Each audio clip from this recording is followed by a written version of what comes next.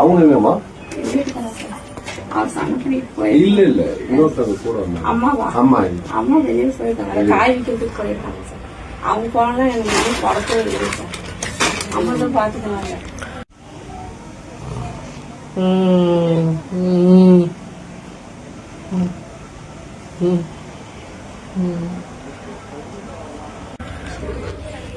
காய் தூக்கி விற்பாங்க மதியானத்துல ரோட்ல.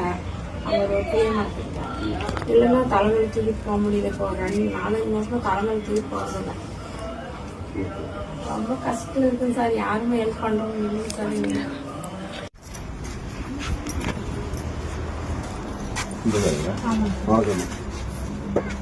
இவங்களுக்கு வந்து இங்கதான் இருக்காங்க, உங்களுக்கு தெரியுது.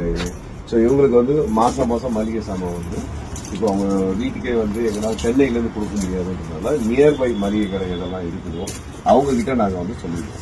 ஸோ உங்களுக்கு வந்து பணம் வந்து ஒவ்வொரு மாசமும் வந்து டிஎஸ்டபிள்யூ ட்ரஸ்ட் மூலமா உங்க மளிகை கடைக்கு வந்துடும். TSW okay. ஸோ அந்த ட்ரஸ்ட் மூலமா உங்களுக்கு வந்து உங்க அக்கௌண்ட்டுக்கு வந்துடும். நீங்க அக்கௌண்ட்டுக்கு வந்ததுக்கு அப்புறம் நீங்க வந்து அவங்களுக்கு மளிகை சாமான் கொடுத்தா சரிங்களா.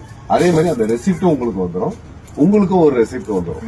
ஓகேங்களா. இந்த மாதிரி போட்டிருக்காங்க அப்படின்ட்டு நீங்க இவங்ககிட்ட வந்து காமிச்சீங்கன்னா இவங்களுக்கு வந்து ரெசிப்டும் கரெக்டா இருக்கும். ஸோ தட் ஒவ்வொரு மாசமும் வந்து நீங்க இங்க வந்து வாங்கிக்கலாம்.